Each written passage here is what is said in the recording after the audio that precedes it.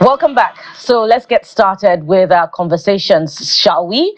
And of course, we're zeroing in on politics this morning, specifically Labour Party politics. And of course, there's also the coalition bit, when you consider the disposition of some Labour Party members towards the coalition. And don't forget also that as far as the Labour Party is concerned, there is the Julius Abure group and there is also the Nenadi Usman group.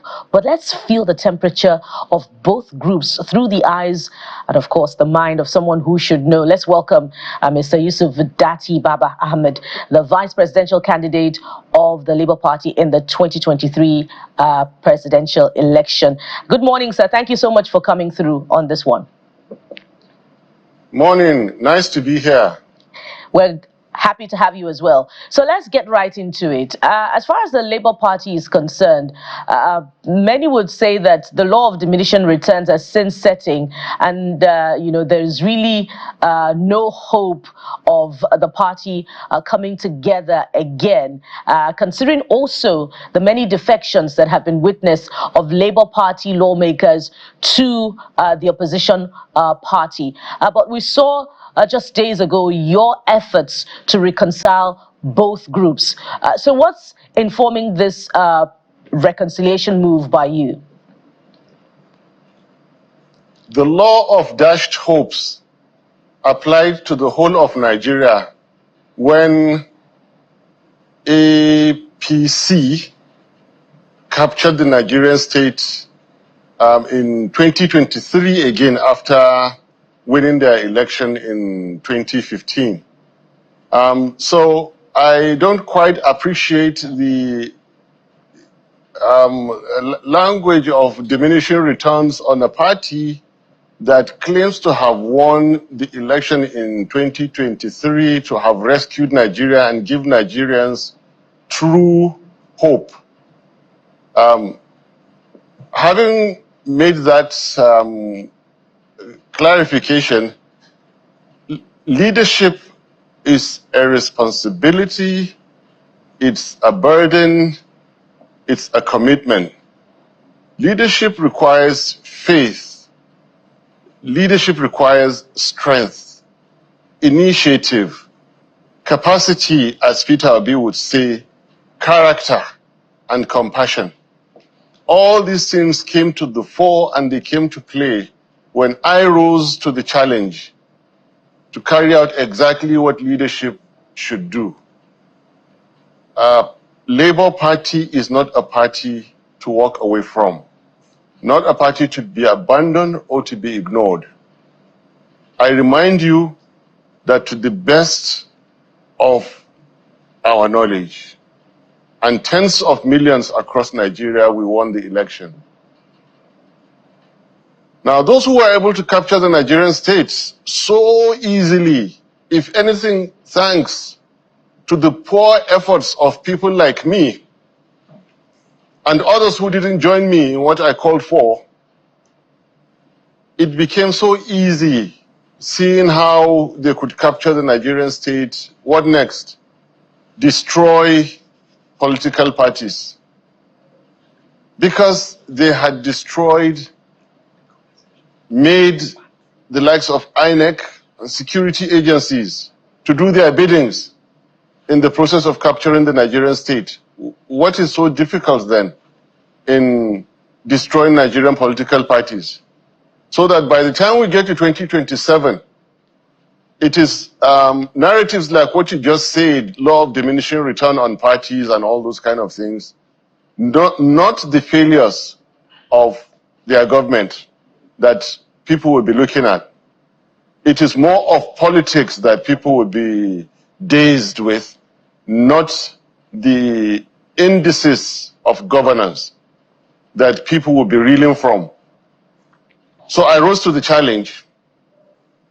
Philosophically speaking, it is morally wrong to allow two people continue in their lines of argument or quarrel without applying decency in bringing them to better understanding. Labour Party has been a victim of the captors of Nigerian state, like many other parties have been. So we need sympathies. We need to be tapped on the shoulder that despite all the things that have been done to you and have been done to you, this party is still able to fly its flag. A gentleman like me still remains in the Labour Party to call us together. Our boss, His Excellency Governor Peter Obi, like I told you, has been overwhelmed by similar smaller issues. The demolition of their property in Lagos, his travels around Nigeria, to schools, to Daura, and recently a governor has been on his case trying to restrict his constitutional and human rights not to visit one of the states. I have to reason with him, and I have to rise to the challenge. It became necessary, the doctrine of necessity.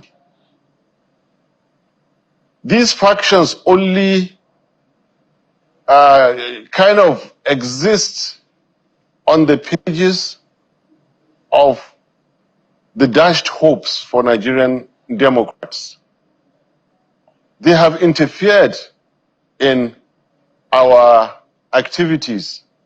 That is what happened. I rose to the challenge, and All right. there's absolutely nothing wrong with that, and everything right in that. All right. Now, whoever again is on a mission to change the meaning of my unambitious, clean actions, they are welcome to do. All they are doing is they are speaking out their fears. All right, we'll interrogate They are your afraid of people coming out. unambitious Yes. and honest intentions much later on.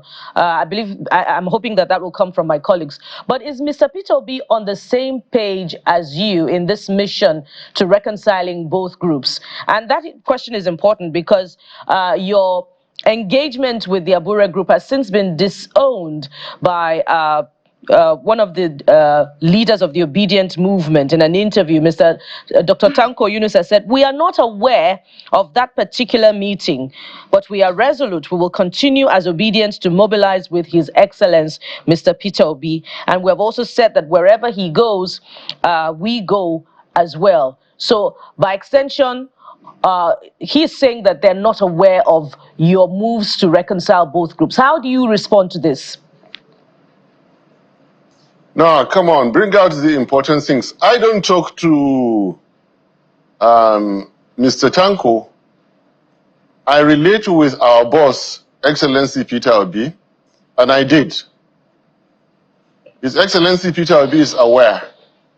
He probably has been too busy to update the Tankos around him. So yes, I don't. I speak with the boss, not with those who move around with him. And I am happy to still have our Tankos around. They are loyal, they are active. Yeah, it's just a matter of time. Peter Obi is aware, please. Okay, so the intention here, so there are two parts to this conversation, or there are two parts to the argument. Yes. There is the Julius Abure, which you've gone to mend fences with.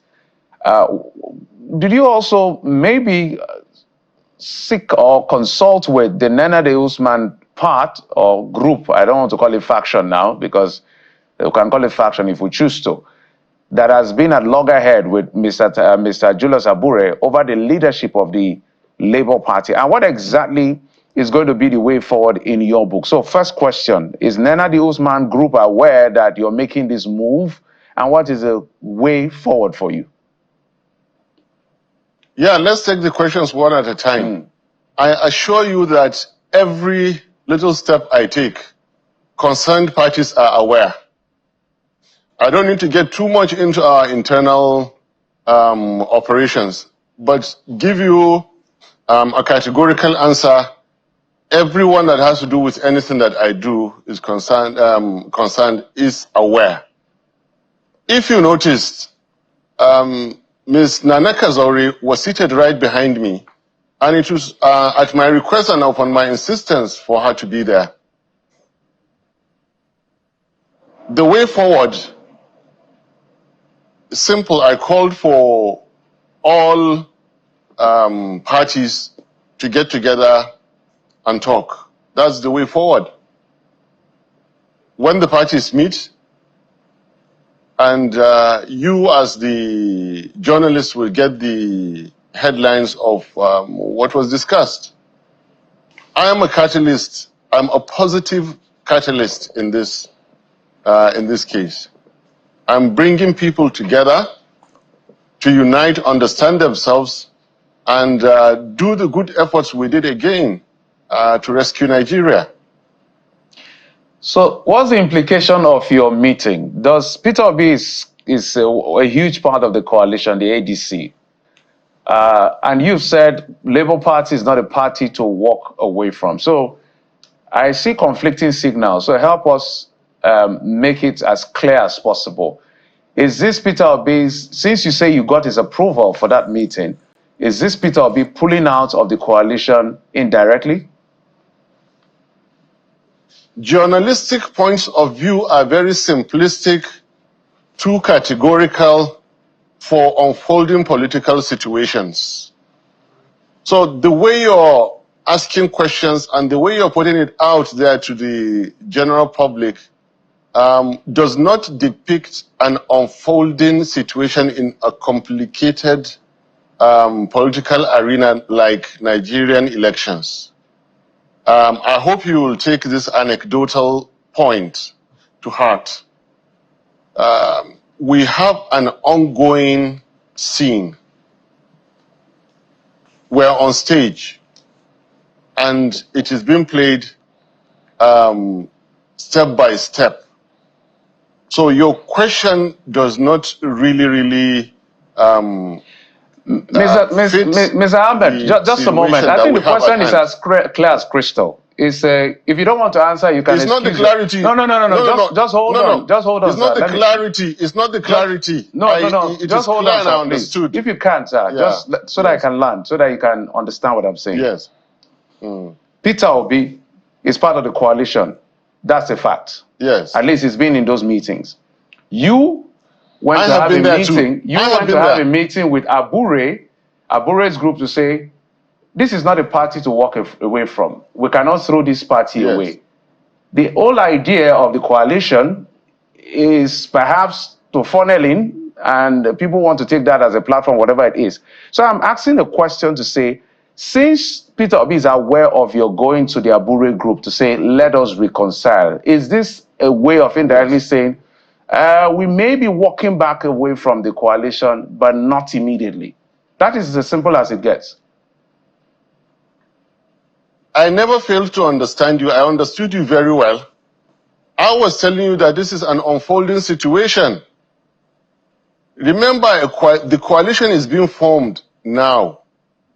So with this principle of unfolding situation, I believe you have your answer. And I'm available. His Excellency Peter Obi is very, very much available to you, like I've made myself available to you to answer you. There is an extent to which I can answer questions on my boss's behalf. That is fair. Okay. All right. So just to be clear, because you sat next to Mr. Julius Abure when he read out the resolutions from the NEC meeting, do you agree with him when he described the Nenadi Usman-led interim group as illegal? I am a peacemaker, and some journalists have very, very heavy terms that they use. I am still on that peace mission. So if I adopt, if you answer the question you want me to answer it, you are making me to clean out all the efforts I've been on. We're in the process of reconciling a great party that wants to serve Nigeria greatly. I will not adopt the kind of words that you want me to use. With due respect, please, sir. No, it's okay. It's a straight question, Yes. and the people watching Yes. want clarity as well. So it's yes or no, Yes. or you decline to respond. So does that mean that? Because I'll tell you this: for a lot of Nigerians, and this is a party that wants to appeal to Nigerians, wants to win elections. Nigerians are watching to see, is this a party that gives us clarity? Because they say charity begins at home. It's what happens within the political party that naturally would extrapolate it to governance or wherever it is. So they want to know if there is enough clarity, and that's why I'm asking you. But it's okay, your responses come through and the people can basically deduce. So does that mean that you are relating or you actively recognize the Abure-led leadership on the one hand and the Nenadi Usman-led interim leadership on the other hand? Do you actively recognize both of them as legal and people to deal with? This is very interesting. I recognize the law and I enhance order. We went to court, first of all, when INEC issued the certificate and late Baba Buhari's government handed over to Uncle Tinubu. We followed the government of Tinubu while we were at court until the court dismissed the cases and upheld the ongoing government now. Now, even before the court finished, we were recognizing and living under the then challenged Uncle Tinubu's government. When INEC raised issues about the tenure of Abure, that necessitated the responses in Umuahia, and we did so cleanly, legally, and legitimately, and I was part of it. The same instruments of government and arms of government went ahead and the Supreme Court gave a ruling which we interpreted again then in favor of Nenadi Group. And you covered all our undertakings then and our comments then. Then afterwards, INEC continued to relate with the Abure faction. Now, whoever is remote controlling and dribbling, today is here, the next day is there. We are law-abiding citizens, members of Labour Party that are being remote controlled and played around with by some powerful forces out there. But I tell you what, they can't continue to do this forever. Very soon it will end. And what you see going on now is what the authority at that point in time says. Right now, the INEC has been dealing with the Abure. I don't like to even use with Barrister Julius Abure. So as far as law is concerned, it is in order to relate with Julius Abure. And if, again, the Supreme Court give another interpretation that it is Nenadi Usman, the law is the law, for God's sake. As far as I'm concerned, what you call factions now and groups are only in the heads of those people behind the scenes using a great deal of power and resources to upset the scene and distract Nigerians from misgovernance. I'm sorry. Remember what's going on now in the Northeast. Remember what's going on in the Northeast and all across Nigeria. They have destroyed our currency, increased insecurity and all over. Yet, what is even more important is the factions in the political party. Come on, let's move on. So Mr. Datti, are you saying categorically that by your own interpretation of the Supreme Court judgment, Barrister Julius Abure is the chairman of the Labour Party? By the actions of INEC, So you recognize Barrister Julius Abure as chairman of the Labour Party, and you do not recognize the interim-led chairman, Nenadi Usman, of the Labour Party group? I am a peacemaker, madam. I'm here to see that my party unites. And it will be very difficult for you to distract me from that or to dissuade me from that.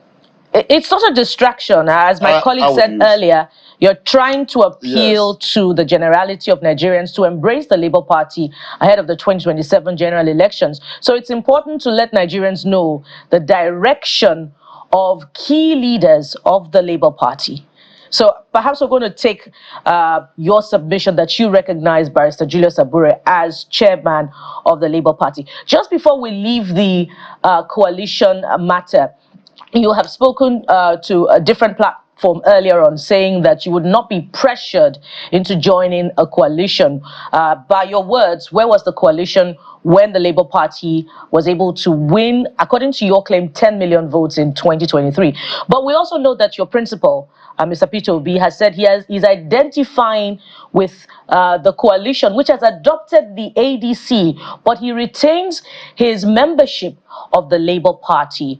But some would say this is tantamount to anti-party activity, and by extension, some members of the Labour Party had given him 48 hours from July the 3rd to resign his membership. What are your thoughts on the submission that this is indeed anti-party activity? These are not anti-party activity. What I'll do is welcome you to now recognizing this is an unfolding situation. Finally, you're beginning to understand what I mean. It's an unfolding situation. The meaning of a coalition is that political parties, interest groups, individuals are coming together. It's an unfolding situation. I attended coalition meetings. Peter Obi is welcome to continue to attend those coalition meetings. He's welcome. But a correction I want to make to you is that the ongoings now in Labour Party, which are not strange, which are not new, other parties have had worse than this. It is not the faction caused from outside that matter in elections. It is the failures of government who is in place.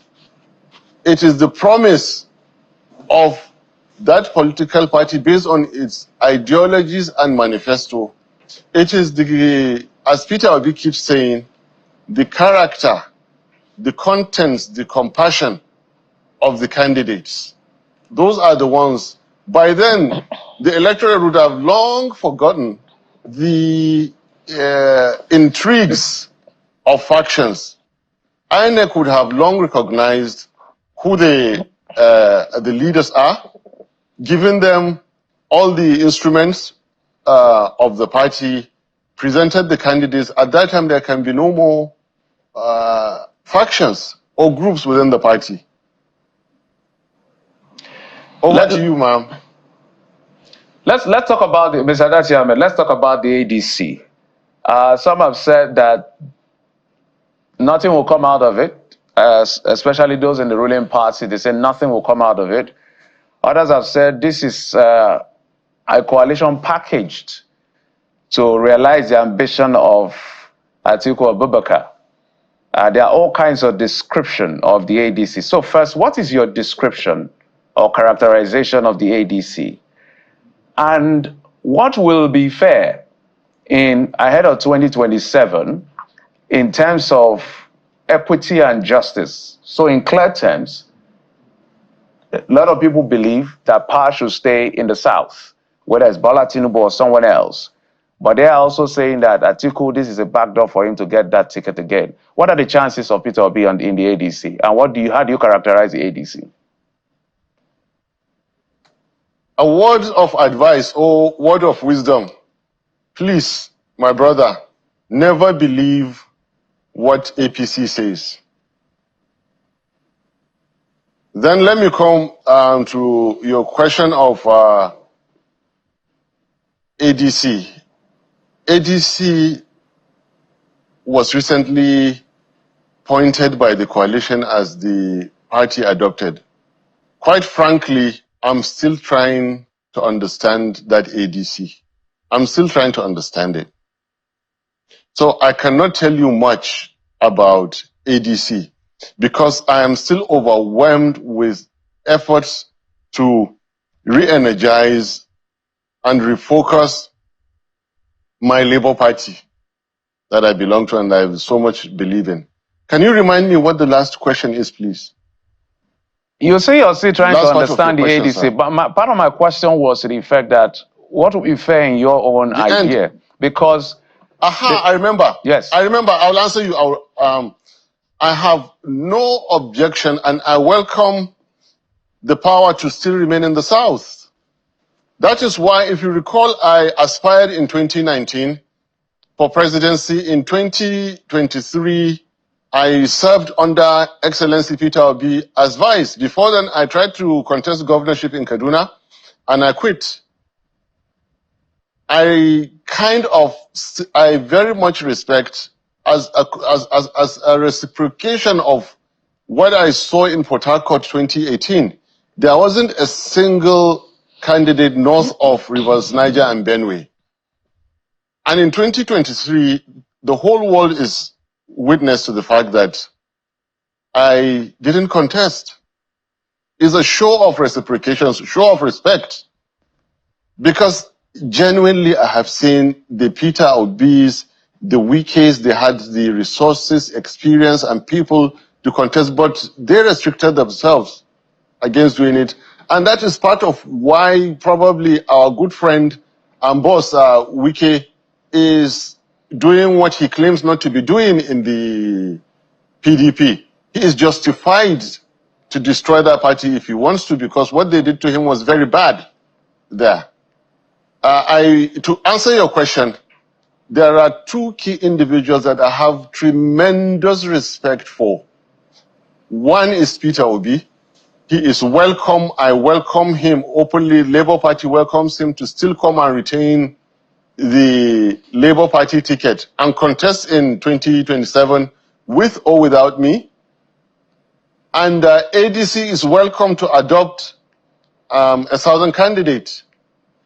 But at the same time, I pray for a day that Nigerian politics will develop to, will rise to the level that we create new geopolitical regions and we create new tribes and ethnicities. For example, how about the geopolitical zone of farmers, the tribe of traders, security personnel, medical personnel, importers, exporters, industrialists, youth, and stop talking about north and south, Muslims and Christians.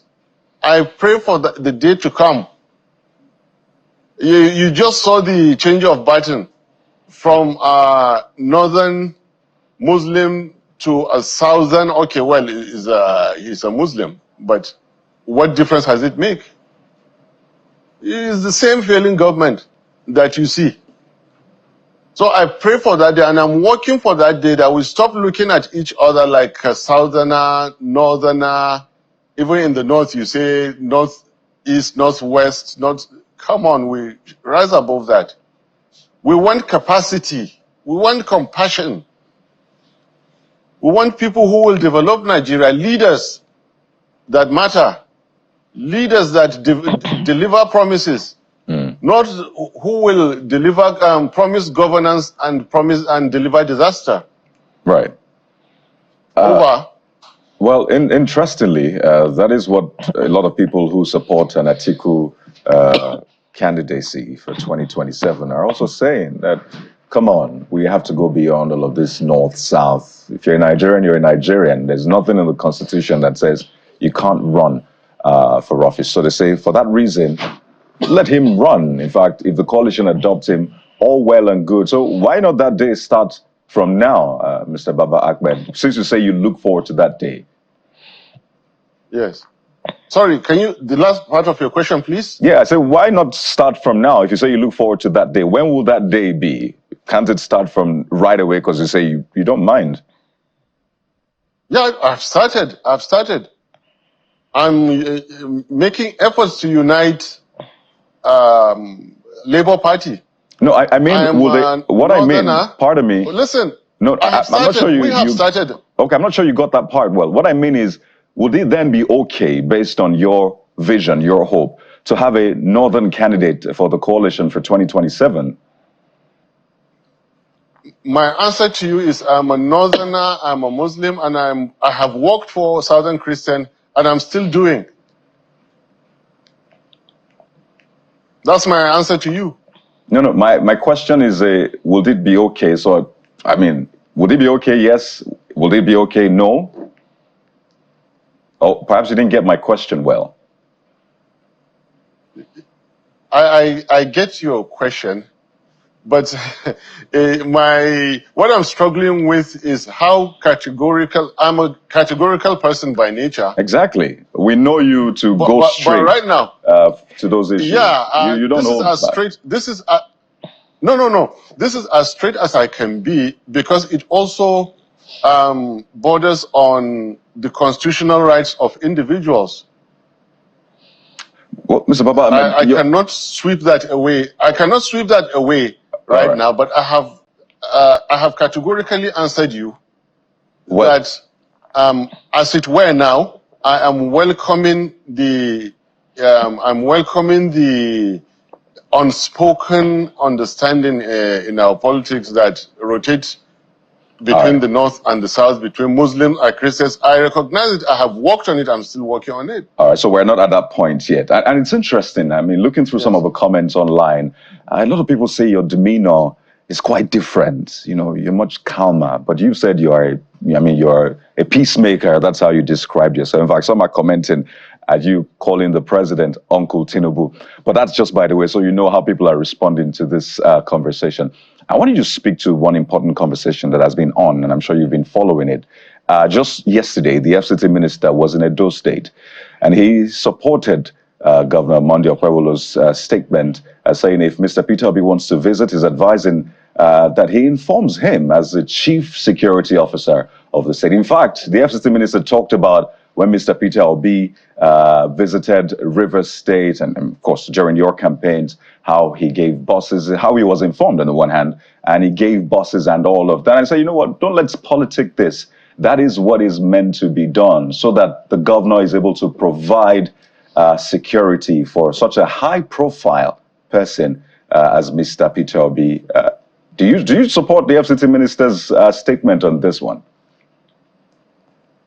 I would like to please take. I would like to take an apology off you, because in the presence of what is happening in the Northeast, I can really not bring myself down to what minister or governor are saying about the movement of a free citizen.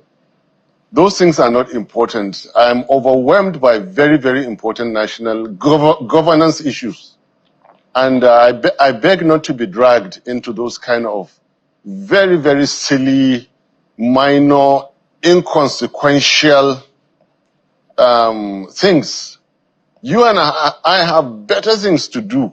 What's there in sending buses or providing security for? Is that important? Mr. Baba Ahmed, do you know what has happened in the North? Senior advocate of Nigeria, Femi Falana, spoke about this. If you say it's inconsequential, he spoke and said, well, the governor doesn't have... That is a constitutional lawyer. That is his work. Exactly. No, so listen, when you say it's inconsequential, just to put it in context... lawyer. I am more interested in where is the governance. I'm telling you, we're two different people.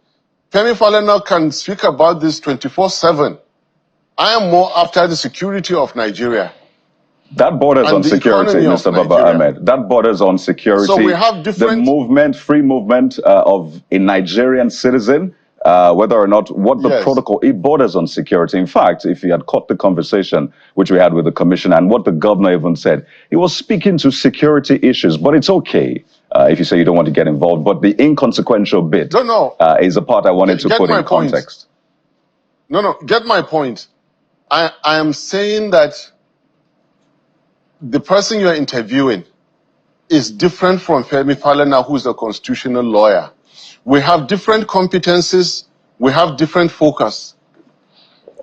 My focus is on key governance issues, which providing security for my boss, Peter Obi, falls under. And at a time when I'm trying to unite my party, at a time when there was very serious security breach in the northeast, and they continue to sack villages in the northwest, what a governor is doing in Edo State is really not important to me. Okay, so I'm only telling you where my focus is, please. Let's get me correctly. As human, I can't be an all-rounder. Femi Falana has very sharp focus on constitutional matters. So I can agree with what he's saying in those. In a similar way, he might be able to agree with my focus on national security. So let's talk about what your focus would be now. Specifically, this peace building moves that you have made.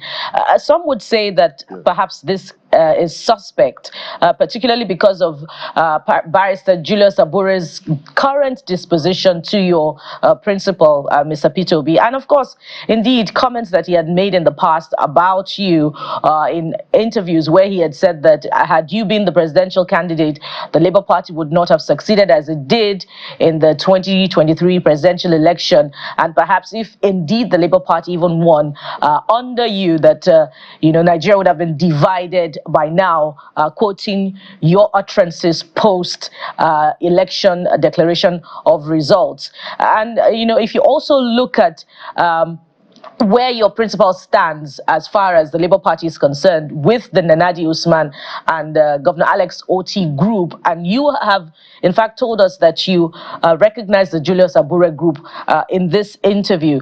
So people are asking that this is suspect. Are you now trying reconciliation moves because you're watching the polity and you're seeing that perhaps indeed the Labour Party would need to present the Peter Obi as a candidate in the 2027 election, and you want to be on the ballot again? Absolutely not. That is completely misplaced. Please refer to earlier comments. And once again, I welcome you to understanding that this is an unfolding situation.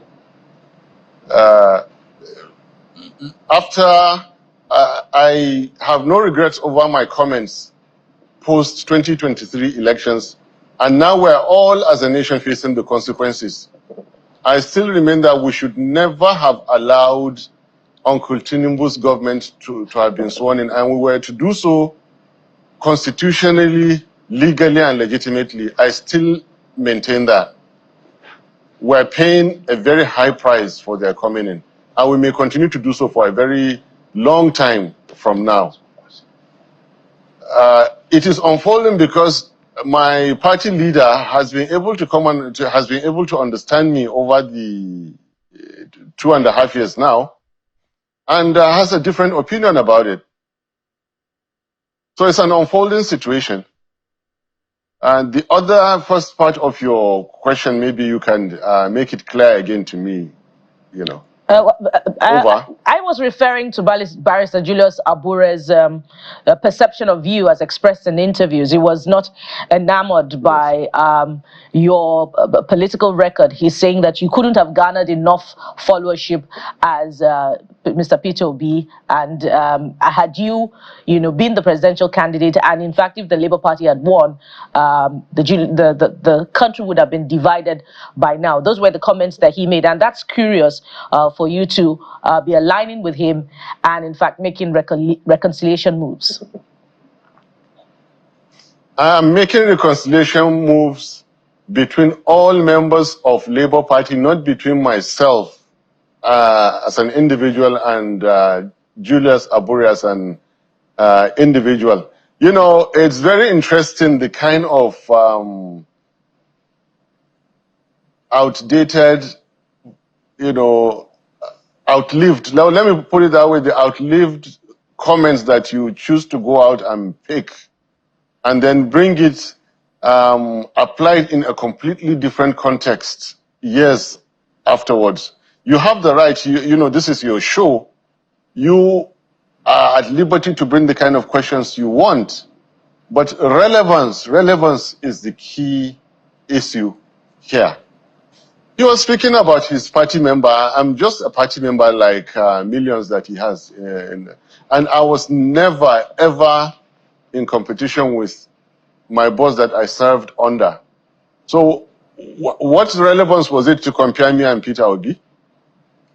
He is presidential candidate, and I was loyally serving under him. Oh, are you saying that, Mr. What was the relevance of are you saying his statement then was making irrelevant? a comparison between us? Or are you saying that his statement then was irrelevant, comparing both of you? Because this is what it is. It is out there. This is something that Nigerians have seen as well, and they reference it online. Yes. So it's not us trying to dig up anything. It is what it is. You can go back and also see what I have said and said, Kaide, you said this. What do you have to say about it? Because it's important to basically help Nigerians see or make sense of the timeline. So are you saying that it was irrelevant for him, or you're saying in this context it's relevant? Because it's not. As you said, you're a party member. Yes, I'm a party member. Somehow, I think this is the first time I'm meeting you gentlemen and the lady that my good friend. This is the first time I'm meeting you. So we probably are trying to understand each other's styles. But you give a lot of weight in comments, he said, she said. I am more of a little bigger, a little more capital issues that we have no shortage of here.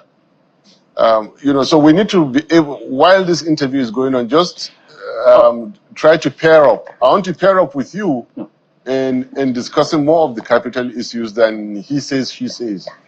The context of this conversation, which we discussed with you, obviously is from your visit to the NEC meeting held by the Julius Abure group. So that is the context. It's about your party, the Labour Party, coalition. So nothing is going out of context here. But it's okay. I understand what you mean. In interviews like this, it's almost like a mental warfare, a warfare of the mind. You're wondering, what does this question mean? But believe me, me, Mr. Datti, Baba Ahmed, our questions are from a good place, just to help Nigerians understand what is playing out in your party, particularly. Jeffrey. All right, Mr. Baba Ahmed, just as we begin to wind down, I'm very, very curious. I'm more interested in alternative ideas, not just an opposition. So in closing, walk us through, maybe in 1 minute, Bola Tinubu is a neoliberal capitalist with his policy direction. He's taking out all the subsidies, or partly some post subsidies. And they said that is the only way forward, given where he came from, what he inherited from, God rest his soul, Muhammadu Buhari. When you say the country would have been better under Peter Obi, what exactly do you mean? Uncle Tinubu is a tax collector. So he is more after the capacity to collect more and collect more and collect more. Excellency Peter Obi is on the side of spend more carefully, spend more intelligently, spend wisely. And when you're collecting also, collect in such a way that you do not hurt your citizens. You don't destroy businesses. This is a key difference from a Peter Obi-led government and Uncle Tinubu's government. I hope I put it in a very summarized way, sir. Well, we don't have any more time. We're totally out of time. I would have probed even further because that's a generic statement that was made. I wanted a bit of more... Give me 1 minute. I would have loved a bit of more clear policy direction. It doesn't speak to policy direction, but maybe we'll bring you back and talk about clear policy direction. No. Prudence. I spoke to you about spending. Peter Obi will never buy that jet. I will beg him, he will never buy that jet. He will never buy the yacht. All those billions spent on repairing the vice presidential lodge will never happen, will never happen. It's about the fertile land in the north. It's about consumption to production, industrial capacity utilization. Many industries are now would have been at full capacity and expanding. All right. That's as much as I can say in the 1 minute you gave me. All right. And but we'll never have bought that jet. You've done very well in summarizing, Mr. Datti. Although Mr. Peter Obi has not been tested, so we won't know whether he would not do those things that you said that he would not do. But by all means... No, ma'am, he was tested. As far as he was tested in Anambra State. As a president, that's tested. What I mean. As a president, that's what I mean. And then on two different levels. But we must anchor at this point. You can infer. And thank you very much. We'll definitely bring you back, sir. Thank you very much, Mr. Yusuf Datti Baba Hamid, vice presidential candidate of the Labour Party in the 2023 election. Thank you so much for coming through on this one. My pleasure, madam. Really nice to meet you people for the first time. Same here on this side of the divide. We'll have the conversation. My head is hot because of your questions. We apologize, but we will not repent when we bring you back.